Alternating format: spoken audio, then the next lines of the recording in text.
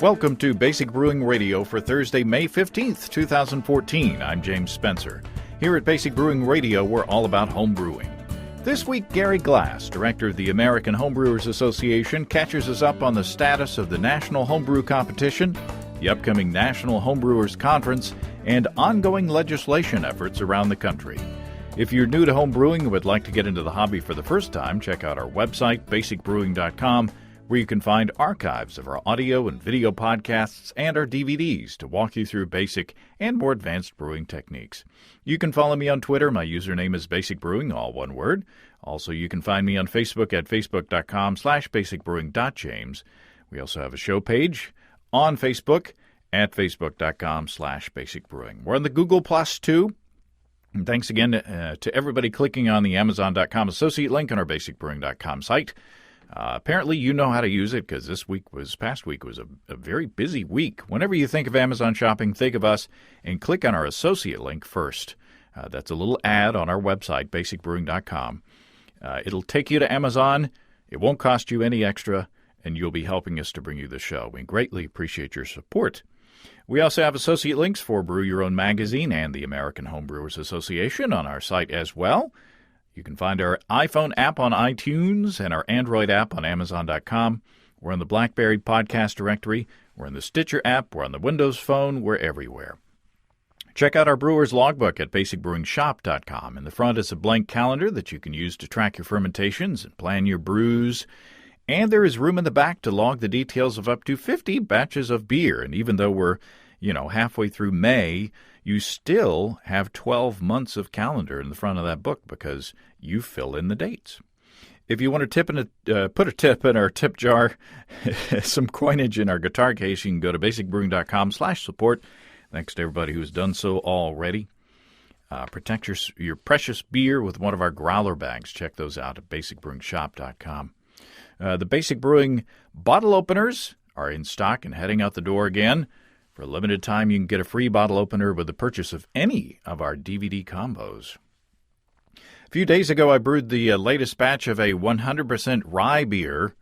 It's the third in my series, or the third in my theories, of 100% rye beers. I'm attempting to make a low ABV session beer, around 2.5% ABV, that is really tasty, but has a fairly substantial mouthfeel. And the rye is so gummy that you can add just 1 pound, or I made a 2-gallon batch and just used 2 pounds of grain. And so this time I'm combining the 100% malted rye with Amarillo hops and the Belle Saison yeast that we've been playing with lately. Steve Wilkes has also brewed a Saison-ish beer with rye, and we're planning on tasting those on an upcoming Basic Brewing video episode later this month. Only a couple more audio shows after this until our June break. I mention it because even though I remind listeners every year in advance that we take the month of June off from posting podcasts, I always get concerned emails each June asking if we're okay. So even though, a month before we take off June, the first week of June, we miss it. I don't post anything. I get email message, "Are you okay?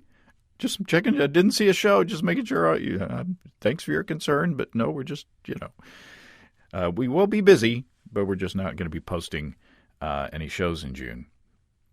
Next week, we will have a show based on a listener experiment brewing up a maple syrup beverage. Not sure what to call it. Maple syrup, water, yeast, and a bit of yeast nutrient. That's all that's in it.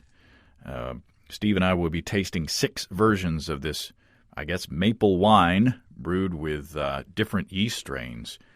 And that was a very interesting and tasty experiment, so you want to tune in for that. And to round out the month, I'm planning to attend a blending session with an old friend of the podcast as he and his friends fill a barrel with an imperial stout. So that should be fun as well. And then comes June. We're off to family vacations and to Grand Rapids, Michigan for the National Homebrewers Conference, where we are set to gather a ton of content. We've got a lot scheduled, and we'll probably stumble on some more as well. To catch us up on the preparations for the conference and to answer your questions, Let's check in with AHA Director Gary Glass. Gary Glass, welcome back to Basic Brewing Radio. Great to be on. Thanks, James. Now, last time we got together, we were talking about registration for the competition. And you would change things about a bit because it was getting so big that, you were having growing pains. So how did it go? Did everything work out as planned? It did. It went much better than in previous years. We were able to get just about everybody into the competition. Ended up with an entry cap of 4 entries per entrant, which allowed a whole lot more people to get into the competition. We actually had over 3,000 people entered in the competition, which was more than 1,000 additional entrants than the previous year. So almost 50% growth in the number of entrants between this year's competition and last year's competition. And most of those entrants got their first choice of judge center. We did do a lottery process and actually went through 3 iterations of that process to get as many people into the competition as possible. And in fact, everybody was given an opportunity to enter the competition, although some did not have an opportunity to enter in one of the judge centers that they had selected. So some people opted not to enter the competition in one of those other judge centers that they hadn't selected. But overall, no server crashes, no issues of that kind. So much smoother process, and we were able to get a whole lot more entrants in this year's competition than any previous competition. That's incredible. 3,000 folks. Now, not everybody entered 4 beers, right? I mean, that's just the cap. Right. That was the cap. Do you have a number on how many beers were entered? It was just under 3,000, or I'm sorry, just under 9,000 that ended up being judged. That's a lot of beer.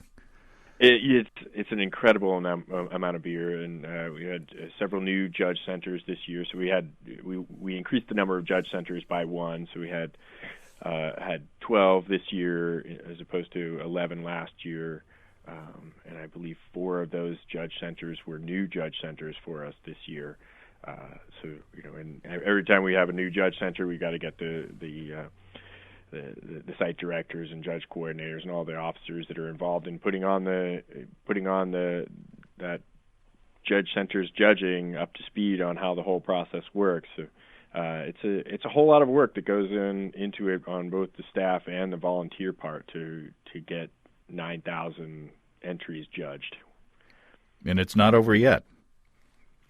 No, we've got the final round coming up at the National Homebrewers Conference. So we've got the judging for that is taking place on June 12th in Grand Rapids, and I think we've got just over 1,000 entries that are eligible to be judged in the final round this year. So the most ever in the final round as well. So are there any learnings from this year that you can use to improve for next year? Plenty. We're continuing to use it. We developed had a new competition software that we were using for last year's competition, and we've modified it a bit for this year's competition, and continue to run into some bugs. Most of the entrants didn't experience issues with the software, but definitely on the back end there were some things that need some tweaking. But that's probably the biggest issue that we've got to continue to evolve. But whenever you've got a competition that's trying to handle 9,000 entries at 12 different locations, it's a very complicated process. So getting one system that handles everything is an ongoing challenge. And you similarly modified the application process or the entry process for the Homebrewers Conference too, or there were also changes with that. Right. Yeah. So we used this kind of a similar setup with kind of this lottery model. We really weren't sure how many people were going to attempt to register for the conference. Don't really know from previous years how many people really wanted to go because we've sold out the last several years. So just anticipation that we were going to sell out again. We set up this lottery where people could apply to register for the conference, and then if we'd had more applicants than we had space available, then we would have gone through with a lottery. But as it was, everybody who went in to apply to register for the conference was able to get in. So there's still space. There is still space, and we have a very large venue in Grand Rapids. We were at the DeVos Convention Center there, which is a beautiful facility. I'm very excited to be there, and we've still got room to accommodate more homebrewers, and we certainly want to encourage anybody who's interested in going to do so, because there's nothing else like the National Homebrewers Conference. It is really, I think, the most fun you can have in homebrewing, and it's a once in a lifetime opportunity. I don't know if we're going to be back in Grand Rapids anytime soon, so it's also a chance to check out one of the really great beer cities in this country. Yeah, I'm looking forward to it myself. Do you have numbers on how many have signed up so far? Yeah, we've got right now. Well, it's hard to say because we've got to factor in sponsors and speakers and whatnot. But we anticipate we're going to be somewhere around 3,000 total attendees. But we can accommodate up to 4,000. So there's plenty of room to get more people into the conference. Wow, and lodging is available still. We do still have lodging. The hotels that were part of our room block that are in the very immediate vicinity around the convention center are sold out. But we do have some additional hotels that are not far away. But we have a shuttle service that we're going to be using throughout the conference so that people can get back and forth from their hotel and the convention center. So there won't be any issues for those people who are booking hotels that are not immediately adjacent to the convention center. Yeah, that was one of the questions I tweeted out there that I was going to talk to you, and that was one of the questions. What's up with the shuttles to and from out-of-town hotels? So you said that there aren't any out-of-town hotels, but there are some out of the area, and you're taking care of that. Right. Yeah, I think the furthest hotel out that's part of our block is about 10 miles away. But like I said, we'll certainly have shuttles that will be able to take people from in the morning over to the convention center and then running in the evening so that people can get back to their hotel whenever they want to. That's important with a beer event because we want to be safe, and yes, indeed, and also we don't want people driving. Yeah, and we don't want to be designated drivers. So. Not for this conference, no. That's no fun. Come all that way and then draw the short straw. But there's tons of speakers at this thing. Yeah, the most speakers we've ever had. We actually have 80 different speakers covering 55 different seminars throughout the conference. So by far the most ever we've had, almost 20 more than we had last year, which was the most we had previously had. So, a great opportunity for education at this conference. And really great lineup of speakers. A number of them are from local breweries, but also well-known people in homebrewing circles like Ray Daniels and Randy Mosier and John Palmer will all be speaking. Yeah, and I'm speaking as well. I'm doing a seminar on small batch brewing, which I can't seem to get enough of talking about. And I was relieved that I wasn't, at 9:00 on Saturday morning, but I'm Saturday afternoon, which is good. But I'm up against Randy Mosier, so there'll be plenty of seats in my in my section.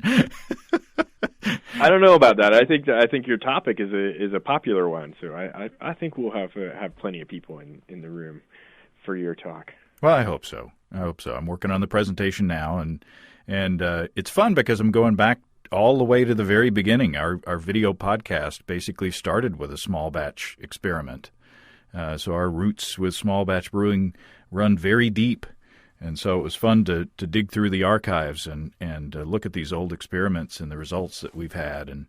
And I'm looking forward to getting some feedback from the audience as well, and maybe opening the mic at the end of the thing to field questions and listen to the experiences of other homebrewers who have done small batch brewing as well.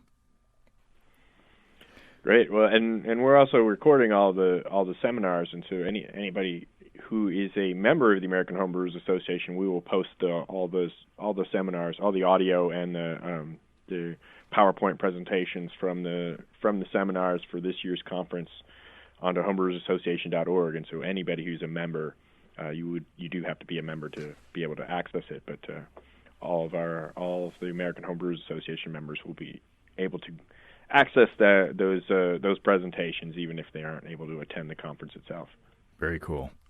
Now, as I said, I solicited questions from Twitter, and one of the questions that was repeated, and this is the first one. This is from Davrost or Dave Rost. I would like to understand the removal of Pro Brewers Night this year at NHC.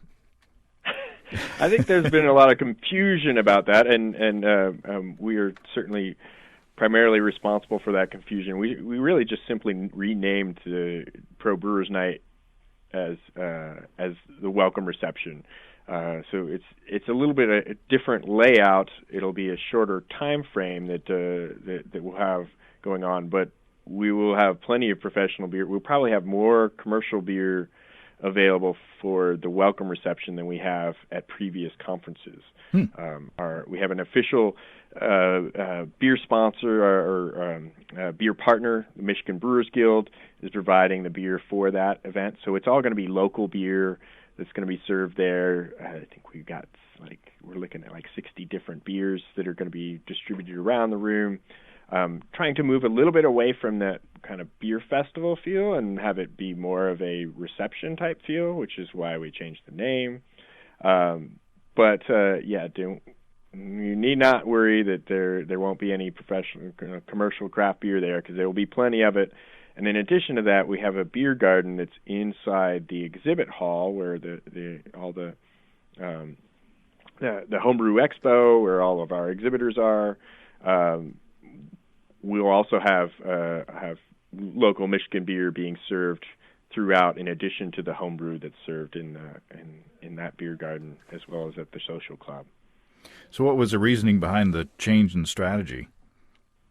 I think we were trying to kick off the conference with something that was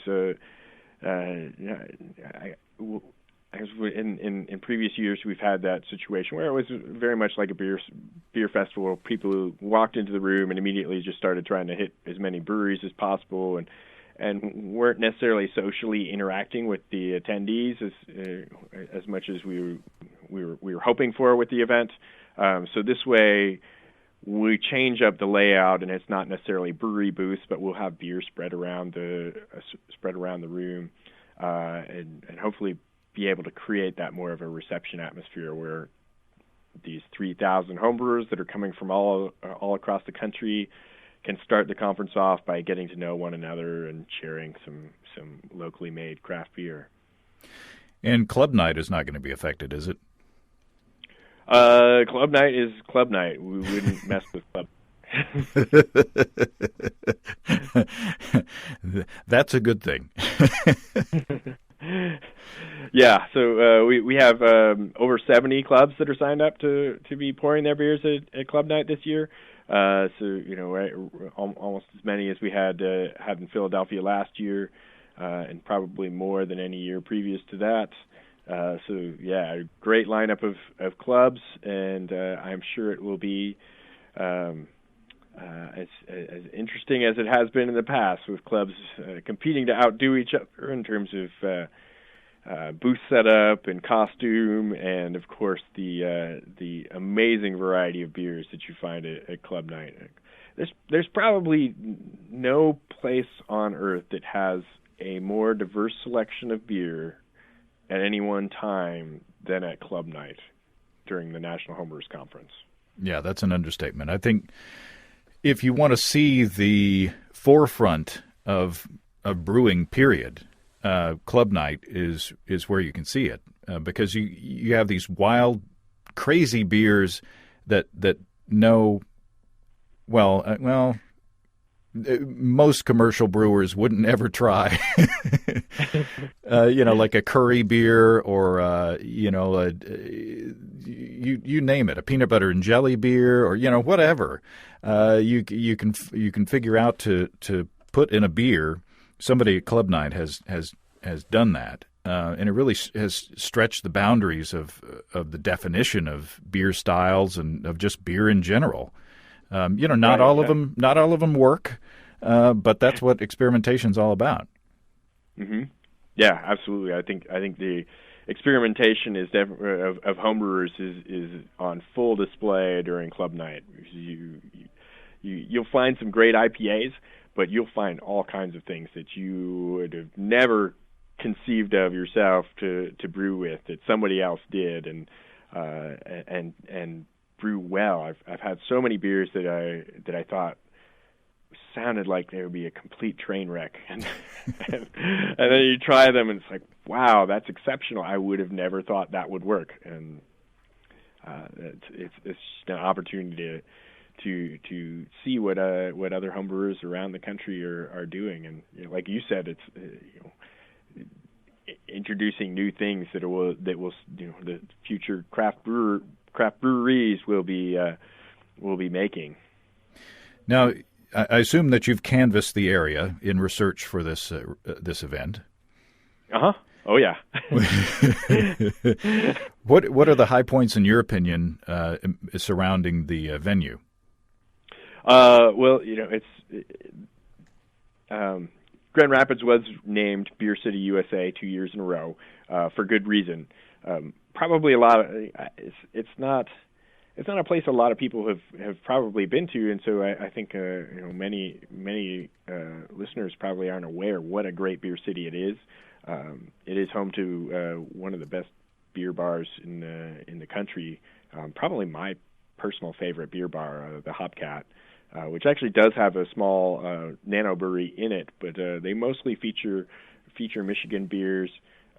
Really cool place, just a great place to drink beer, and amazing beer selection. But there's also numerous breweries in Grand Rapids, and then just in not far from Grand Rapids, another whole tier of outstanding breweries. So in Grand Rapids, of course, home to Founders Brewing Company.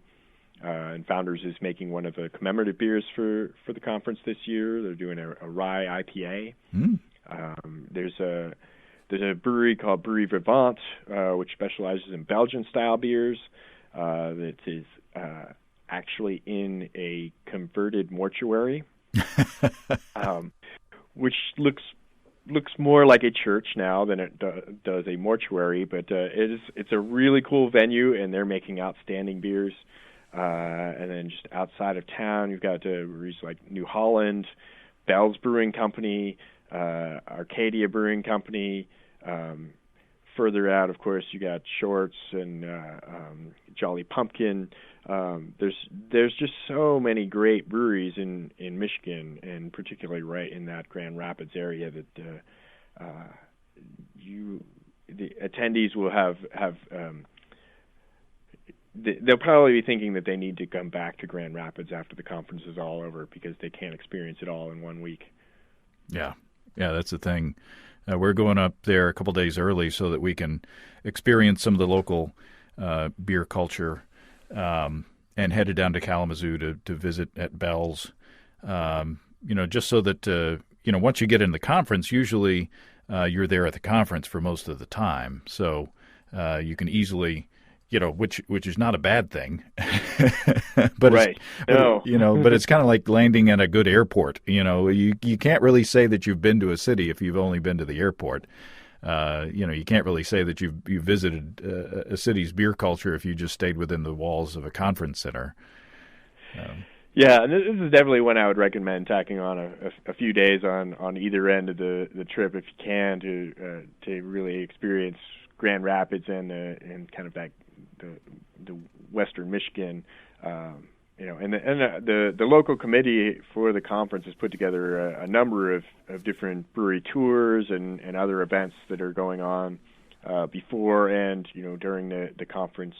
The Brewing Network is doing their annual party, and they've got the local minor league baseball stadium as their venue. Sounds like it's going to be a very cool event, and that's happening actually Thursday night after the welcome reception. Lots to do and a great opportunity to experience a really awesome beer state in Michigan, and then of course, a great beer town in Grand Rapids. Well, it's hard to believe it's about a month away, so looking forward to it. What did we decide? This is going to be Steve and my ninth conference? Yeah. Because the first one was in Orlando that we went to, so it doesn't seem like that long ago. I think this is my 15th. So. Holy smokes! You've seen a lot of change. Yeah. I mean, my first was actually in Michigan in 2000, and we had I think just over 300 people at that conference, and so now we're back in Michigan after 15 years, and being 10 times as many attendees. I think we've seen a lot over those years. Yeah, I remember when Pro Night down in Orlando was held in a little tent beside the pool. Yes, it was. It's amazing. We also got a question outside of the conference. Norman asks, what's the status on California homebrew festivals? It's a big question. Yeah.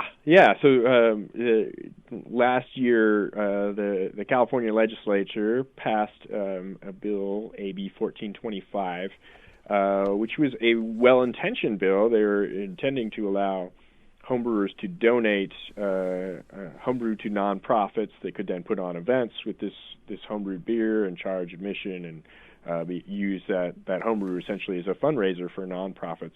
But they put a caveat into it that states that if your organization is primarily a homebrew-based organization, with your members being homebrewers and your scope being to promote homebrewing, you could not put on one of these events. And California Alcohol Beverage Control has interpreted the new law as essentially making it so that homebrewers cannot run their own homebrew events where there's an admission fee charged. So something like the Southern California Homebrewers Festival, which has been going on for 20-plus years, ended up having to be canceled as a result of this bill that was passed last year. It also puts in serious jeopardy the National Homebrewers Conference, which we were planning for San Diego in 2015. So as a result of this, we've got I have been working with the California Homebrewers Association, which puts on the Southern California Homebrewers Festival, on a bill that would change the law so that it would allow for homebrew organizations to put on events, at least up to 2 per organization, and so that this bill will kind of correct the issue that was created with the passage of last year's bill. And that bill, AB 2609, just recently passed the Senate or the Assembly on a unanimous vote. It had, previous to that, had managed to get out of the Governmental Organizations Committee, and I had gone out to Sacramento to testify on behalf of the bill, along with the president of the California Homebrewers Association. But so the bill is now in the Senate, so it is progressing very well, and I expect that will hopefully will speed its way through the Senate and become law, so that we can continue to have the great homebrew events that happen in California, and hopefully have no ill effects on the National Homebrewers Conference for 2015. So is it too late for San Diego for 2015? No, it's not too late. I believe that they will have to wrap up legislation sometime in August. Is likely when the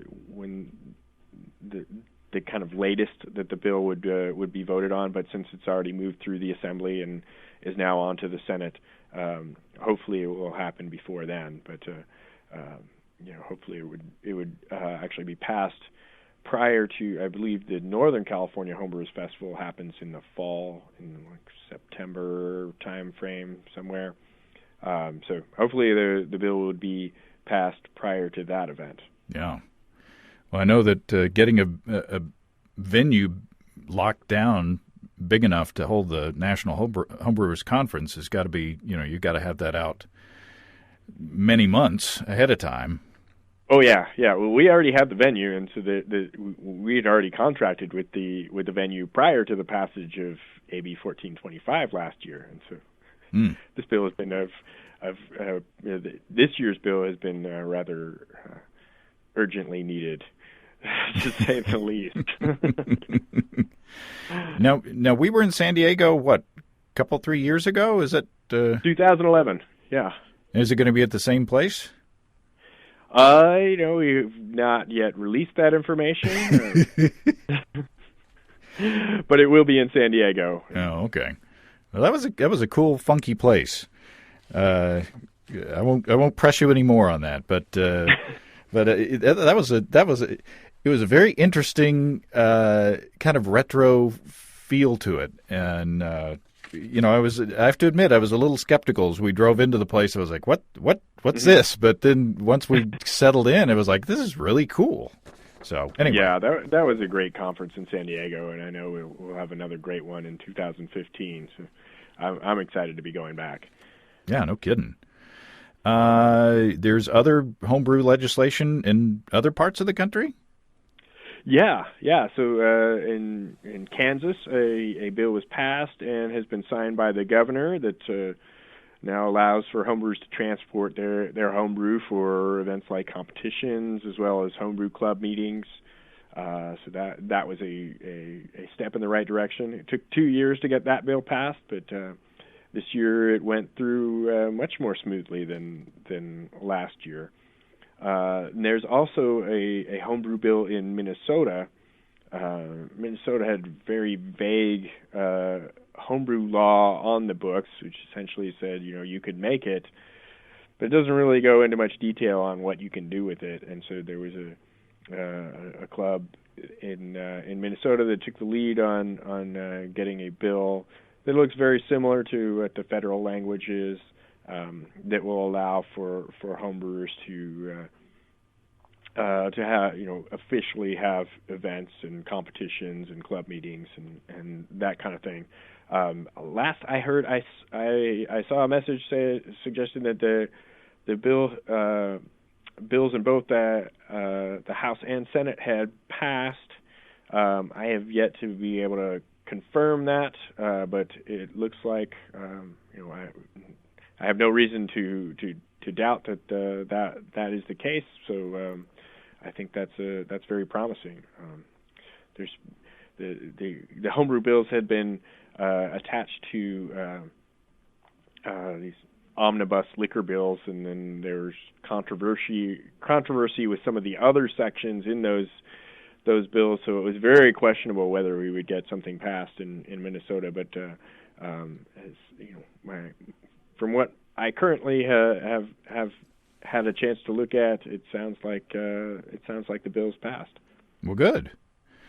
And you said something about Georgia. Georgia, yeah, Georgia passed a law last year that officially allowed for homebrew competitions, although they created this caveat that you had to get a permit from your municipality, or if you weren't in a municipality, from your county, to allow you to have a competition. And since then, I don't think any municipality or county has figured out how to issue one of these permits, since they don't normally issue alcohol permits. So the unfortunate result of the passage of that bill has been that most of the state's homebrew competitions, annual homebrew competitions, have not been held this past year. But they did actually pass a new law, which did not really change the problems created by last year's bill, except that it does have a caveat that it allows for transportation of homebrew, so you can now transport homebrew to something like a club meeting, or to if you wanted to share your homebrew with friends or neighbors, you can actually carry up to a 6-pack at a time. Not in your, I believe it has to be in your trunk, but a minor improvement upon what is probably one of the most restrictive laws in the country. What if you have like a hatchback that doesn't have a trunk? Like my Subaru Forester really doesn't have a trunk. There is something in there that covers that, and I can't remember it off the top of my head, but it does cover like pickup trucks and vehicles that don't have a trunk. There's something that you can do, but it's got to be out of reach of the driver or anybody in the front seat, I believe. But it's specific about that. Now, and I just wonder, you probably don't know, but just wondering if there is a similar provision for commercial beer. I'm just wondering if they're just afraid that homebrew is just going to jump right out of the bottle and jump right into your mouth, from the back seat, or it just amazes me.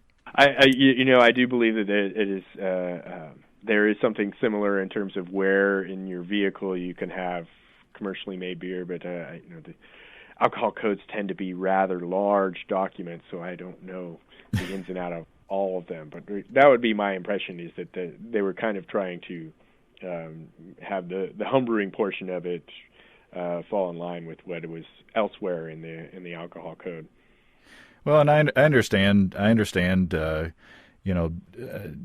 Driving under the influence is a big problem and a serious problem. So I can understand they're wanting to be prudent, but just the effects of the regulations, especially after they go through committees and things to decide on this language, is tends to be fairly preposterous.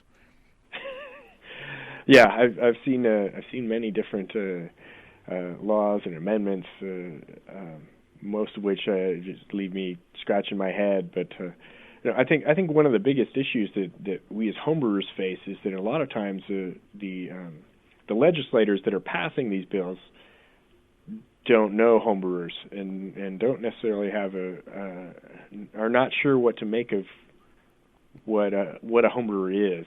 And so in states where we recently legalized homebrewing, like in Alabama and Mississippi, it took a concerted effort over many years' time to get these legislators to kind of figure out that homebrewers are all right, and that what we're asking for isn't really asking that much.